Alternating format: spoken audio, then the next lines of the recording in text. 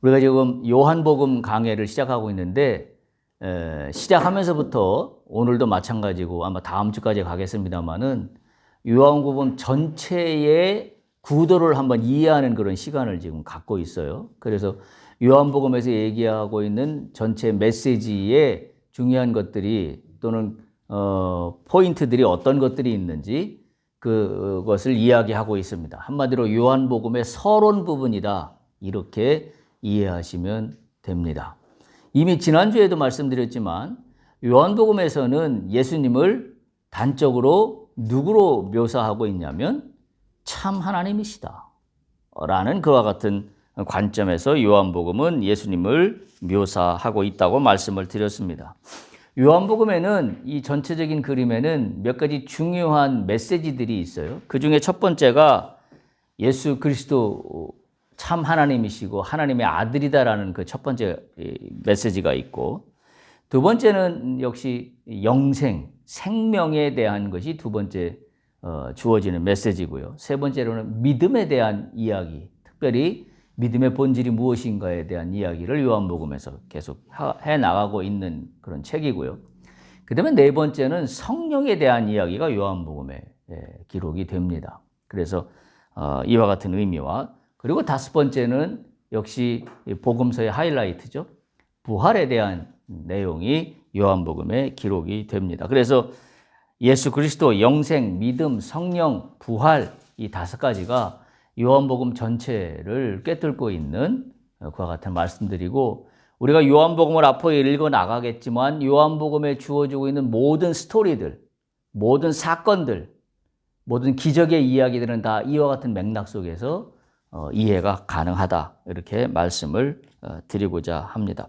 특별히 요한이 이 요한복음을 기록한 목적 자체가 유대인뿐만 아니라 이방인들까지도 예수 그리스도를 믿게 하는 것이 목적이기 때문에 그와 같은 차원에서 요한복음이 기술이 되어 있다. 따라서 우리가 요한복음에서 나오는 여러 사건 또는 예수님의 말씀, 또 사람들의 어떤 그 믿음에 대한 이야기들을 우리가 볼 때마다 예수를 믿는다는 게 무엇인가라는 것에 대한 그와 같은 분명한 이해를, 그런 이야기들을 통하여 우리가 깨달을 수 있는 기회가 될 걸로 믿습니다.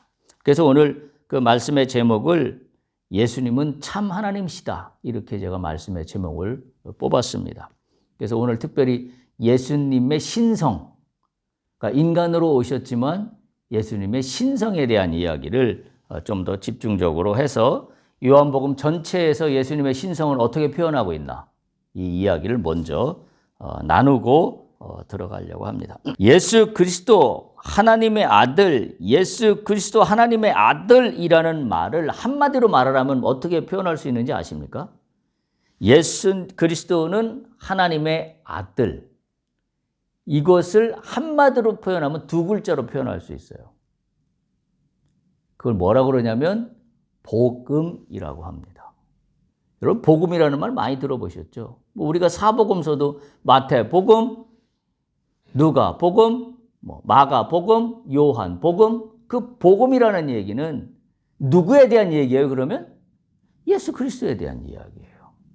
왜? 복음이라는 의미가 그 뜻을 담고 있기 때문입니다. 원래 복음이라는 말은 문자적으로는 좋은 소식이에요. 한자 말도 그렇잖아요. 복된 소식입니다. 근데 그때 당시에 복음이라고 쓸 수 있는 말은 황제들이 하는 말을 복음이라는 의미로 사용했습니다.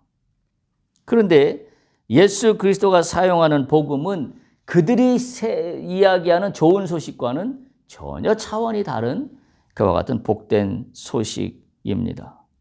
헬라어로는 에반겔리온이라고 하고 라틴어로는 에반젤리움이라고 해요. 에반겔리온 또는 유앙겔리온이라는 말 아마 한 번 정도 들어보셨을지 모르겠는데 그게 복음이라는 그런 단어입니다. 따라서 우리가 이야기하는 복음이라는 것은 예수 그리스도이기 때문에 이분으로 시작하여 이분으로 끝납니다. 예수 그리스도를 빼고는 복음이 아닙니다. 우리가 아무리 교회에 나와서 좋은 이야기를 듣는다, 사람들이 교회에 다니면서 좋은 이야기를 듣고자 한다? 그건 좋은 이야기일 뿐입니다. 복음은 아닙니다. 왜? 예수 그리스도가 없기 때문에.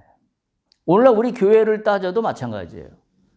교회에서 여러 가지 성경 이야기를 하고 많은 이야기를 한다 하더라도 교회 안에 예수 그리스도가 빠지면 복음이 없는 교회입니다. 이름만 교회입니다. 굉장히 중요한 이야기예요. 그러니까 오늘날 우리 교회들이 어떤 모습으로 약간 변질되어 가고 있냐면 인문학 강당 같은 곳으로 변질되어 가고 있습니다. 예수 그리스도의 이야기는 빠집니다. 예수 그리스도 이야기에서 핵심이 뭔가요? 예수님의 피예요. 예수 그리스도의 피는 왜 복음인 거냐면 그분이 흘리신 피 때문에 우리가 새 생명을 얻었어요. 그런데 그 피 이야기를 뺀다? 그러면 그 교회는 복음을 전하는 교회가 아닙니다. 엄밀한 의미에서 교회라고 이야기하기 어렵습니다. 오늘날 많은 사람들이 그렇게 얘기합니다. 성도들이 피 이야기를 하면 도망간다. 그 다음에 오늘 시대는 성령의 피, 예수의 피 이런 거 얘기하는 건 시대적으로 어울리지 않는 말들이다. 요즘은 그런 시대가 아니다. 라고 많은 신앙인들이 이야기해요. 그래서 뭔가 조금 더 좋은 이야기 또는 철학적인 이야기, 인문학적인 이야기. 그래서 그걸 성경하고 잘 버무려서 이렇게 이야기하는 게 오늘의 시대적인 교회에서의 메시지라고 생각하는 사람들이 너무나 많습니다. 그런데 중요한 건 예수 그리스도의 피가 빠지면 다 껍데기일 뿐입니다. 지금 우리가 복음이라는 단어에서 우리가 예수 그리스도인 것을 인정한다면 우리가 어떻게 구원을 받았는가? 어떻게 죄 가운데 있을 수밖에 없는 우리가 구원을 받았는가? 예수 그리스도의 피로 말미암아 구원을 받은 우리고 우리는 그로 말미암아 새로운 생명을 얻고 하나님의 자녀가 되는 권세를 얻었다는 사실을 우리는 반드시 기억해야 되는데 그건 예수 그리스도가 처음이요 마지막 모든 걸 다 포함합니다. 예수 그리스도가 빠진 어떤 설교도 예수 그리스도가 빠진 어떤 교회의 모습도 진정한 교회의 모습은 아닙니다. 그래서 복음이라고 할 때에 크게 복음의 내용엔 5가지가 포함되어야 됩니다. 첫 번째는 유일하신 참 하나님을 믿습니다. 이게 복음이에요. 우리가 오늘도 봉독하고 교독을 했지만 우상숭배가 뭐라 그랬냐면 말씀으로 자신을 계시하신 유일하고 참되신 하나님 대신에 다른 어떤 것을 신뢰하거나 또 다른 어떤 것을 고안해내서 그것을 갖는 거, 소유하는 거, 그게 우상숭배라 그랬습니다. 유일하신 참 하나님만 믿는 거, 이게 복음의 첫 번째입니다.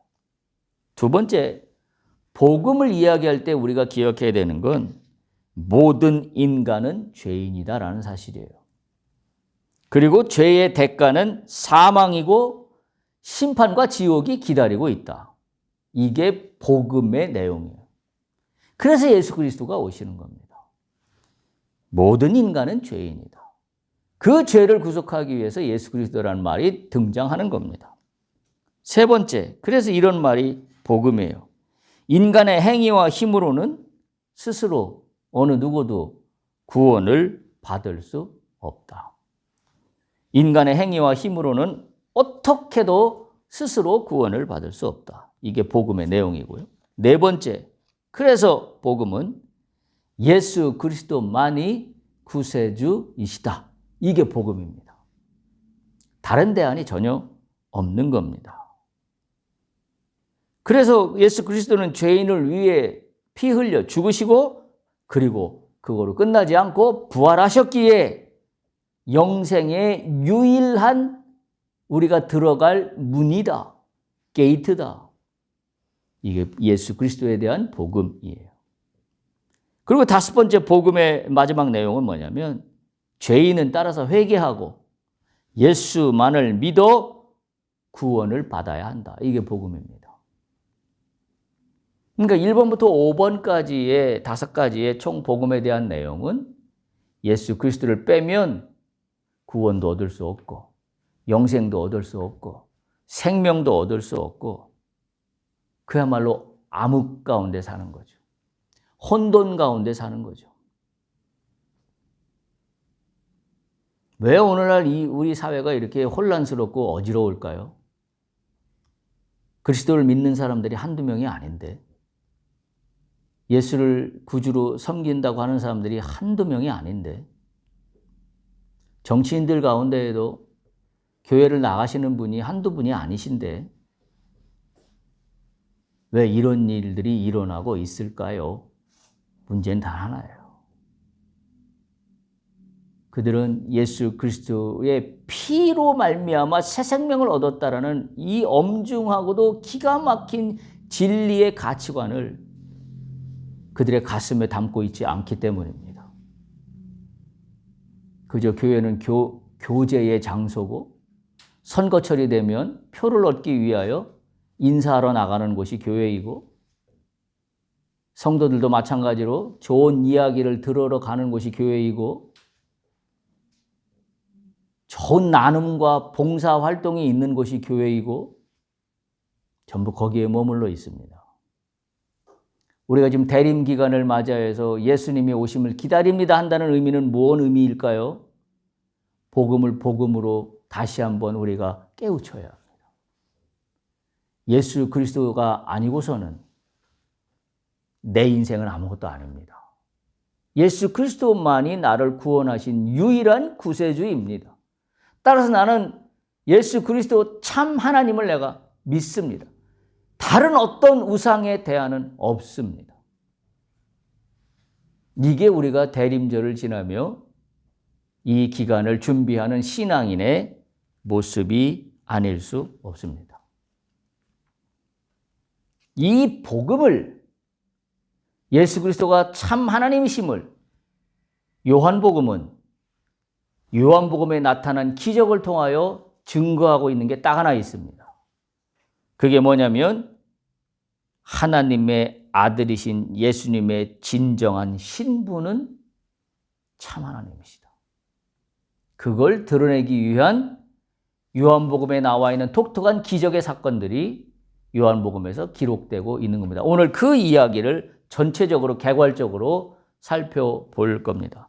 첫 번째 요한복음에 나오는 가장 대표적인 그 기적이 요한복음 2장이에요. 요한복음 2장 찾아보세요. 요한복음 2장 1절에서 11절 가나 혼인잔치의 기적이 나와 있습니다. 우리 너무나 잘 아는 말씀이에요. 혼례가 있었어요. 2절에 보면 3절 포도주가 떨어졌습니다. 요한복음 2장 3절에. 7절에 보면 예수께서 사람들에게 이르시되 항아리에 물을 채우라. 8절 그리고 나서 이제는 떠서 연회장에 갖다 주라 하고 했더니 하인들이 갖다 줍니다. 9장 연회장은 물로 된 포도주를 맛보고도 어디서 났는지 알지 못하였다. 11절 예수께서 이 첫 표적을 갈릴리 가나에서 행하여 그의 영광을 나타내심에 제자들이 그를 믿으니라. 제가 요한복음 아까 서론에 말씀드리면서 뭘 말씀드렸냐면 요한이 요한복음을 기록한 목적은 사람들로 하여금 예수를 믿게 하려 하기 위함이라고 그랬어요. 그럼 예수님을 어떻게 해야 믿을까요? 신비한 어떤 그 능력을 베푸는 사람? 신통방통한 어떤 묘기를 부리는 사람이라 그러면 예수를 믿을까요? 포인트는 거기에 있어요. 사람들이 어떻게 하면 예수를 믿을까요? 요한은 예수님이 참 하나님이심을 드러내야 사람들이 예수를 믿을 거라고 본 거예요. 그래서 그 요한이 기록한 첫 번째 이적이 바로 예수님이 행하신 첫 번째 이적으로 가나의 혼인잔치 기적을 기록하고 있는 겁니다. 물로 포도주를 만듭니다. 그냥 그 이야기로 다 끝난 거나 마찬가지예요. 이 사건을 통하여 갈릴리 가나에서 그 영광을 처음 드러내십니다. 그랬더니 요한복음 2장 11절에 제자들이 그를 믿었다라고 마무리하고 있습니다. 제자들도 그를 따라다녔지만 그를 믿지 않았다는 이야기예요. 다른 말로 표현하면 뭐예요? 우리가 교회를 다니지만 복음을 믿는 게 아니라 좋은 이야기를 믿었어요. 그리고 복음을 내 마음속에 중심에 둔 게 아니라 나의 성공을 중심에 두었습니다. 그러면서 나는 교회를 다닌다고 이야기합니다. 나의 실체의 모습은 복음은 없고 나의 이루고자 하는 성공에 대한 욕망만 가득 찬 채로 교회에 앉아 있습니다. 복음이 없습니다. 나는 교회를 다니지만 예수를 믿지 않습니다. 왜? 복음이 없기 때문에. 그게 엄밀히 제가 좀 극단적으로 표현을 했습니다만은 오늘날 많은 교회에 나간다고 하는 사람들의 실체입니다. 많은 사람들에게 교회 왜 나가시나요? 물어본다면 10이면 9사람 이상은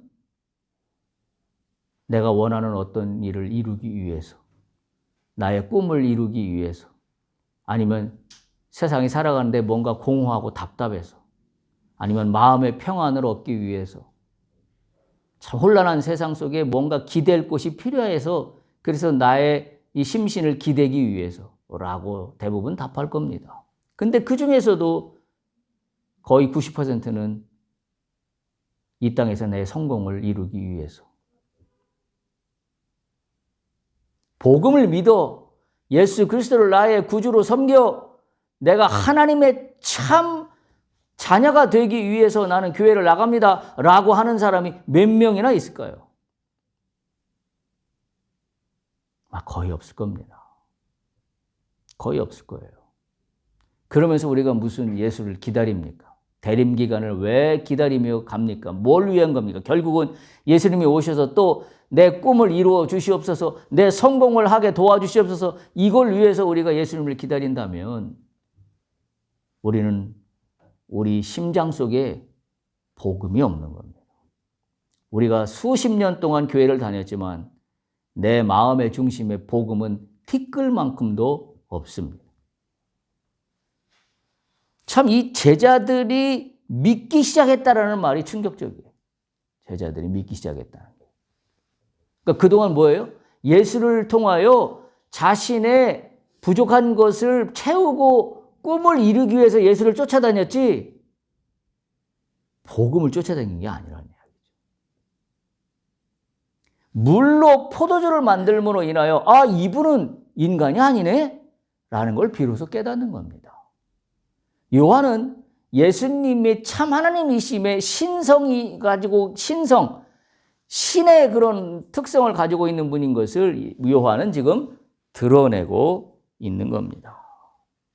단순히 예수님은 선생 이상의 분이라는 것을 제자들이 알기 시작했어요. 그래서 이 물로 포도주를 만드는 가나 혼인잔치의 기적을 통하여 제자들에게 중요한 영적인 전환점이 되는 사건이 이 첫 번째 사건이에요. 두 번째, 4장으로 갑니다. 요한복음 4장 46절에서 54절에 보면 왕의 신하의 아들을 고치는 이야기가 나옵니다. 요한복음 4장 46절, 왕의 신하가 있어 그의 아들이 가버나움에서 병들었는데, 47절, 예수께서 유대로부터 갈릴리로 오셨다는 이야기를 듣고 이 왕의 신하가 쫓아나가죠. 내 아들의 병을 고쳐주셔서 거의 죽게 되었나이다 라고 이야기해요. 50절, 예수께서 이르시되 가라, 네 아들이 살아있다 하시니, 51절, 내려가는 길에서 그 종들이 오다가 만나서 이야기하기를 아이가 살아있다 라고 전합니다. 하인이 봤을 때 다 죽었습니다. 근데 예수께서 말씀하여 네 아들이 살아있다, 가보라 라는 그 순간에 아들은 살아 있습니다. 그리고 54절 이렇게 표현합니다. 유대에서 갈릴리로 오신 후에 행하신 두 번째 표적이니라. 첫 번째 가나의 혼인잔치, 두 번째 왕의 신하의 아들이 살아나는 이야기입니다. 그리스도는 단순히 질병을 고치는 분으로 끝나지 않습니다. 인간들이 판단할 때에 불가능하고 이미 포기 상태에 놓여 있는 그와 같은 상황이라 할지라도 예수께서 말씀하시면 기적이 일어납니다. 뭘 이야기하고 있어요? 이건 보통 사람이 아닙니다. 요한은 지금 이와 같은 기적을 통하여 예수님 하나님이시다, 이걸 요한복음에서 증거하고 있는 겁니다. 또한 이 사건은 뭘 이야기하고 있냐면 왕의 신하예요. 유대인이 아닙니다. 그리고 예수님을 쫓아다니는 제자도 아닙니다. 예수께서는 단지 그분이 마음을 먹으면 하시는 일은 유대인들만 구원하시는 게 아니라 세상의 모든 사람이 다 그분의 영역 안에 있다는 것을 이 두 번째 표적은 이야기하고 있습니다. 세 번째입니다. 요한복음 5장입니다. 베데스다 연못가에서 병자를 고치시는 이야기입니다. 우리가 너무나 잘 알고 있는 이야기죠. 요한복음 5장 1절에서 15절 내용에 보면 유대인 명절 때 예루살렘으로 올라가십니다. 그때 베데스다라고 하는 연못가에 이릅니다. 거기에는 많은 병자, 맹인, 3절에 보면 다리 저는 사람, 혈기 많은 사람들이 누워서 물의 움직임을 기다리고 있다, 그렇게 기록되어 있습니다. 근데 거기에 5절 38해 된 병자가 있었습니다. 예수께서 물어봅니다. 6절 누운 것을 보시고 병이 벌써 오래된 줄 아시고 이르시되 네가 낫고자 하느냐? 대답할 때 7절 병자가 이렇게 이야기해요. 물이 움직일 때 내가 들어가야 되는데 그 타이밍을 내가 몸이 불편하여 못 맞추니, 그리고 사람이 누군가 나를 그쪽에 데려다 주는 사람이 없어서 그래서 내가 그 때를 놓칩니다. 그런 뉘앙스로 이야기를 합니다. 8절 물로 들어가는 게 문제가 아니다. 예수께서 뭐라고 그러시냐면 일어나 네 자리를 들고 걸어가라. 끝났습니다. 근데 9절 그날이 안식일이니라, 이렇게 기록하고 있습니다. 안식일에 병을 고친다는 것은 유대인들 입장에서는 있을 수 없는 일입니다. 이건 율법을 범하는 일입니다. 더군다나 5장 18절에 보면 이렇게 기록하고 있어요. 유대인들이 이로 말미암아 더욱 예수를 죽이고자 하니 이는 안식일을 범할 뿐만 아니라 하나님을 자기의 친아버지라 하여 자기를 하나님과 동등으로 삼으심이로라.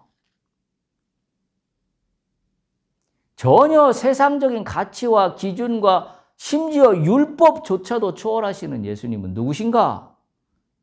그는 단지 하나님의 아들로 국한된 분이신가? 아니라는 사실이에요. 예수님이 곧 하나님이 아니시라면 이와 같은 일을 할 수가 없습니다. 그 권세에 유대인들이 논쟁을 하며 예수를 비난하며 예수의 제자들을 비난하고자 하지만 그것은 그저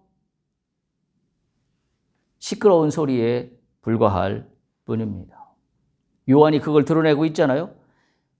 하나님을 자기의 친아버지라 하여 자기를 하나님과 동등으로 삼으시더라라고 유대인들이 느끼기 시작합니다. 아, 저분은 그냥 예수의 어떤 선지자 정도가 아니네? 하나님의 아들인 거야? 라는 의심이 유대인들에게 들어가기 시작합니다. 요한은 이 사건들을 통하여 예수가 누구신가? 하나님이시라는 사실을 드러내고 있습니다. 네 번째 6장입니다. 요한복음 6장. 5절에서 14절만 보면 우리가 너무나 잘 아는 기사죠. 예수께서 5,000명을 먹이시는 그와 같은 기사입니다. 우리는 이 내용을 너무나 잘 알고 있습니다. 큰 무리가 있었어요. 5,000명이나 돼요. 근데 살펴보니 아무것도 5,000명을 먹일 재간이 없습니다. 오직 발견하는 것은 9절에 보면 아이 하나가 갖고 있는 보리떡 5개와 물고기 2마리가 전부입니다. 11절 예수께서 아이의 떡을 가져 축사하신 후에 사람들에게 나누어 줍니다. 12절 그들이 배불리 먹었다고 기록하고 있습니다. 보리떡 5개와 물고기 2마리로 5,000명이 배불리 먹었습니다. 14절. 사람들이 예수께서 행하신 이 표적을 보고 말하되 이는 참으로 세상에 오실 그 선지자라 하더라. 단지 한두 사람을 해결하신 게 아닙니다. 대부분 예수님의 기적은 개인 한두 사람에게 주로 많이 나타나 있었다면 이 5,000명을 먹이신 기적은 군중 전체를 해결하십니다. 오늘날 우리로 얘기하면 나 혼자만의 구원과 나 혼자만의 문제 해결이 아니라 우리 사회를 고칠 수 있는 유일한 희망이라는 이야기예요. 이게 5,000명의 기적입니다. 고작 보리떡 5개와 작은 물고기 2마리, 이건 인간이 바라보는 눈입니다. 고작 보리떡 5개, 작은 물고기 2마리, 이건 인간의 한계 속에 갇혀 있는 시야예요. 예수님은 참 하나님이시기 때문에 보리떡 5개, 물고기 2마리나 보리떡 1,000개나 아무런 차이가 없습니다. 한 사람을 먹이시는 거나 5,000명을 먹이시는 거나 실질적으로 차이가 없습니다. 인간적으로는 5,000명을 먹이기 위해서는 보리떡 5,000개가 필요합니다. 적어도 1인당 1개씩 돌아가려면. 근데 하나님이 하시는 일은 보리떡 5개로도 5,000명을 먹이기에 충분합니다. 그 이야기는 뭐예요? 인간의 한계 속에 하나님을 갖추지 말란 얘기예요. 하나님을 가두지 말란 이야기입니다. 예수님은 누구신가? 하나님이십니다. 따라서 예수님은 우리에게 누구신가?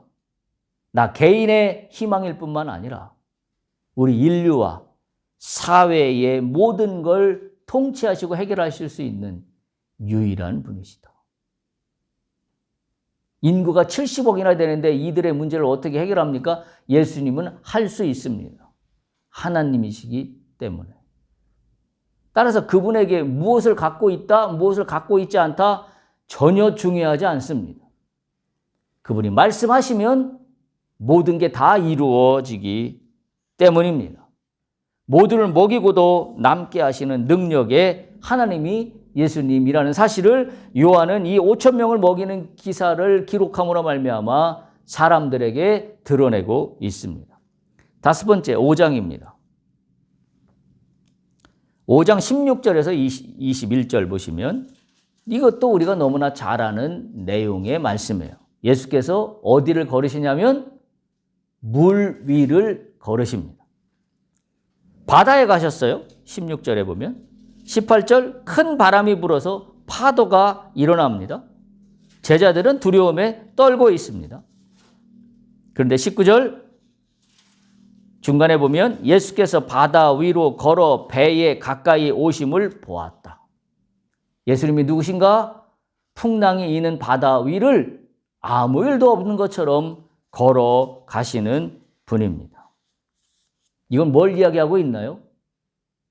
예수님이 하나님이시라는 걸 드러내고 있는데 특별히 자연을 지배하시는 하나님이십니다.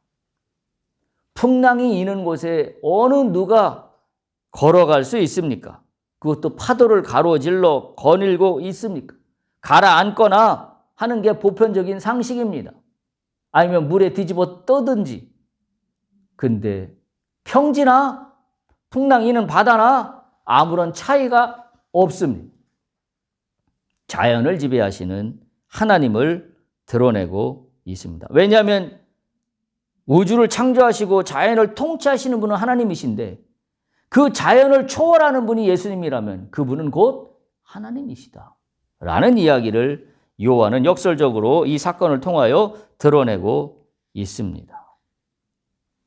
우리는 예수님의 초자연적인 능력을 오늘날 이 땅에 살면서 별로 그렇게 중요하게 여기지 않습니다. 기적이라는 것도 우리는 어떤 면에서는 믿지를 않고들 살아갑니다. 예수님의 초자연적인 능력을 의심합니다.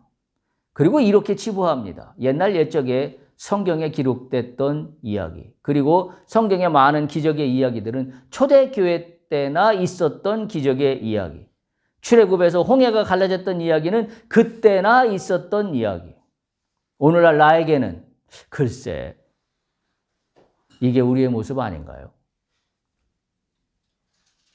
그때의 예수님과 오늘의 예수님, 그때의 하나님과 오늘의 하나님이 다른 하나님이신가요? 분명히 엄밀하게 놓고 보면 우리가 이해하는 하나님은 다른 하나님으로 이해하고 있습니다. 오늘날은 기적이 일어나지 않아. 그건 옛날에 있었던 이야기야. 내 신앙이 그렇지 않냐 하는 겁니다. 우리가 대림절 기간을 통하여 예수 그리스도를 기다린다고 하는 것은 나에게 무뎌진 이 기적에 대한 무뎌진 나의 영적인 뭐라고 해야 될까요? 이 둔함을 깨우쳐야 합니다. 지금까지 아무 일이 일어나지 않아서 앞으로도 아무 일이 일어나지 않을 거라고 여긴다면 우리는 예수를 기다리는 사람의 자세가 아닙니다. 예수님은 초자연까지도 초월하시는 진정한 하나님이십니다. 그 다음에 9절로 갑니다. 9장 1절부터 41절. 9장 가면 소경된 자를 고치는 이야기가 그리고 기적을 베푸시는 이야기가 나옵니다. 1절 보면 이렇게 기록합니다. 날 때부터 맹인된 사람을 보았다. 2절 제자들이 물어 이르되 랍비여 이 사람이 맹인으로 난 것이 누구의 죄입니까? 라고 묻는 걸로 시작을 합니다. 쭉 기사는 이어져서 39절로 가면 예수께서 이르시되 내가 심판하러 이 세상에 왔으니 보지 못하는 자들은 보게 하고 보는 자들은 맹인이 되게 하려 함이라 하시는 기사로 이 이야기는 끝납니다. 나면서부터 맹인된 자를 예수께서 고치십니다. 요한이 기록한 모든 그 기적의 역사들이 놀라운 것들이지만 우리가 맨 처음에는 거의 왕의 신의 아들을 고치는 기억을 보았던 것처럼 매우 아픈 사람을 고친 거였어요. 그러니까 처음부터 그런 게 아니라 나중에 뭐가 질병을 얻었든지 죽게 됐다든지 한 사람을 고치는 거였어요. 근데 오늘 이 기사는 이 9장의 소경 이야기를 하는 이 기사는 처음부터 소경으로 난 자를 고치시는 기사예요. 이건 뭐예요?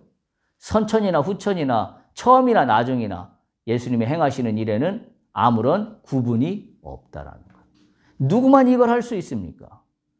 아예 처음부터 소경으로 났는데 다른 기적들은 대부분 어찌어찌 하다가 병을 얻어서 그 사람을 고치는 거였지만 이건 아예 처음부터 소경으로 태어난 사람이에요. 그것까지도 예수님은 회복시키십니다. 예수님께서 행하시는 일은 상황과 환경에 아무런 제약 조건이 없습니다. 뭘 이야기할까요? 우리는 예수님을 굉장히 편협적으로 이해하려고 합니다. 저 사람은 원래부터 저랬는데 저 사람에게 어떻게 무슨 일이 일어날 수 있겠어? 라는 게 우리가 갖고 있는 한편의 속마음이에요. 기억하십시오. 태어날 때부터 아예 처음부터 그래서 우리 인간적으로 볼 때는 아예 처음부터 불가능한 일이야 라고 여기는 일일지라도 예수님이 행하시면 이루어집니다. 누구기 때문에? 예수님은 참 하나님이시기 때문에 그렇습니다. 11장으로 갑니다. 요한복음 11장. 우리가 너무나 잘 아는 이야기입니다. 나사로를 죽음에서 살립니다. 마리아에게 누이가 있죠. 오라비가 있죠. 내 오라비가 죽지 아니하였겠나이다라고 마리아가 32절에 보면 불만을 토로합니다. 왜냐하면 예수님이 일찍 오셨으면 안 죽었을 텐데. 39절 예수께서 이르시되 돌을 옮겨 놓으라 하시니 그 죽은 자의 누이 마르다가 이르되 주여 죽은 지 나흘이나 되어서 벌써 냄새가 나나이다. 43절 예수께서 말씀하십니다. 큰 소리로 나사로야 나오라.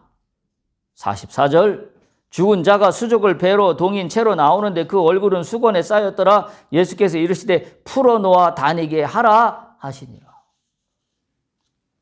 죽은 자를 살리십니다.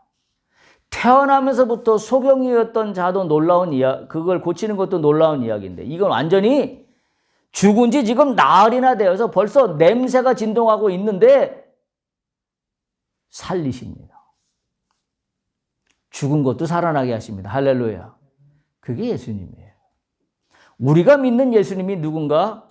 참 하나님이시다.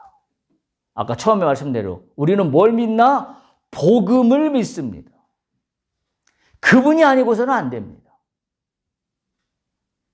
나에게 해결되지 않는 그 본질적인 문제들이 있나요? 그분만 해결할 수 있습니다. 포기한 것들이 있습니까? 체념한 것들이 있습니까? 아니에요. 문제는 내가 체념한 것이 문제예요. 예수님의 능력은 체념하지 않았습니다. 이 이야기를 지금 요한은 계속해서 하고 있는 겁니다. 우리가 믿는 예수는 누군가? 그분은 참 하나님이시다. 그저 신비한 어떤 초월적인 그런 어떤 능력만 보여주는 사람이 아니다. 이런 이야기를 하고 있는 겁니다. 마지막으로 20장 1절에서 29절 부활의 기적입니다.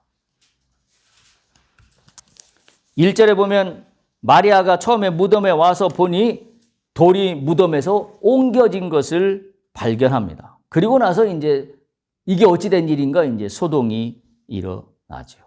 6절 시몬 베드로가 따라와서 무덤에 들어가 보니 세마포가 놓였고 7절 또 머리에 쌌던 수건은 세마포와 함께 놓이지 않고 딴 곳에 쌌던 대로 놓여 있더라. 8절 그때서야 무덤에 먼저 갔던 그 다른 제자도 들어가 보고 믿더라. 표적 중에 표적의 으뜸은 부활입니다. 여러분 누가 부활할 수 있습니까? 인간이 스스로 죽었다가 부활한 인간이 이 땅 가운데 인류 역사 가운데 누가 있습니까? 아무도 없습니다. 예수님의 행하에만 부활이 일어나는 거고 하나님이 행하시는 것만 부활이 일어납니다. 그걸 직접 몸으로 보시고 표현하신 것이 예수님의 죽음이고 그 예수님의 죽음은 부활로 다시 소생되었습니다. 결국 죽음을 정복하신 분입니다. 우리는 그분을 믿습니다. 이게 복음입니다. 이 일을 목격한 제자 중에 한 사람이 요한이었습니다. 요한복음을 기록한. 빈 무덤에 갔던 사람도 요한이었습니다. 그래서 아까 읽었던 것처럼 세마포가 놓였고 머리에 쌌던 수건 딴 곳에 또 쌌던 대로 놓여 있고 그때서야 무덤에 먼저 갔던 다른 제자도 들어가 보고 믿더라. 바로 요한이 그 사람 중에 한 사람입니다. 요한처럼 예수님을 직접 오늘날 우리는 보지를 못했습니다. 그래서 어쩌면 도마처럼 그렇게 이야기하고 있는지 모릅니다. 우리가 읽었던 본문의 말씀이에요. 요한복음 20장 29절 이렇게 기록하고 있습니다. 예수께서 이르시되 너는 나를 본고로 믿느냐? 보지 못하고 믿는 자들은 복되도다. 복음이라는 게 뭐예요? 예수를 믿는다는 게 뭐예요? 보아야 믿는 게 아니란 이야기예요. 우리는 보아야 믿고 싶어 합니다. 그 인간의 한계지요. 예수님이 뭐라고 그러시냐면 너는 나를 본고로 믿느냐? 보지 못하고 믿는 자들은 복되다. 이게 복음이에요. 우리가 예수를 믿는다는 것은 보고 믿는 것을 의미하지 않습니다. 예수님이 만일 인간으로만 오신 분이었다면 우리는 이분을 보지 않았기에 믿을 수 없을 거예요. 근데 예수님은 인간으로만 오신 게 아니라 하나님이시면서 인간으로 오셨어요. 우리는 그 점을 기억해야 됩니다. 심지어 그때 당시 예수님과 함께 늘 있었던 제자 도마임에도 불구하고 예수님의 부활을 믿지 못했습니다. 요한복음을 통해서 우리는 그 진리를 깨닫고 있는 겁니다. 오늘 요한복음을 통하여 예수님은 참 하나님이시다라는 증거를 우리는 같이 함께 개괄적으로 나눠봤습니다. 첫 번째 가나 혼인잔치의 기적, 두 번째 왕의 신하의 아들을 고치는 기적, 세 번째 베데스다 연못가의 병자를 고치는 기적, 네 번째 5천 명을 먹이시는 기적, 다섯 번째 예수께서 물 위를 걸으시는 기적, 여섯 번째 소경된 자를 고치시는 기적, 일곱 번째 죽은 나사로를 살리시는 기적, 여덟 번째 부활의 기적입니다. 이 하나하나 기적의 사건은 단지 신비한 일을 일으킨 그 내용 이상의 의미를 담고 있는데 그건 뭐냐면 하나님이시다. 예수님은 하나님이시다. 따라서 오늘 우리가 믿는 예수님은 하나님이시다. 우리가 이걸 반드시 깨달아야 합니다. 여러분 속에 가두어 놓은 하나님의 영역이 있습니까? 이거 원래부터 이랬는데 여기에 무슨 일이 일어나려고. 오늘 그 생각을 다 깨뜨려 버리시기 바랍니다. 회개하십시오. 예수님이 하시면 합니다. 왜? 그분은 참 하나님이시기 때문에. 여러분에게 묻습니다. 여러분은 복음을 믿습니까? 그 대답이 여러분을 살리는 대답이 되는 줄로 믿으시기를 바랍니다. 예수님은 참 하나님이십니다. 따라서 우리가 요한복음을 나누는 게 기대가 큽니다. 우리가 지금 개괄적으로 이 기적의 사건들을 살펴봤지만 그 하나하나는 인간의 눈으로 보면 해결될 수 없는 문제들이 예수님은 해결하십니다. 우리는 그걸 기대로 갖고 바라보게 됩니다. 우리가 요한복음을 통해서 만나는 예수님, 그분은 누구신가? 참 하나님이시다. 이거를 발견하는 귀한 우리의 시간들이 되기를 간절히 소망합니다.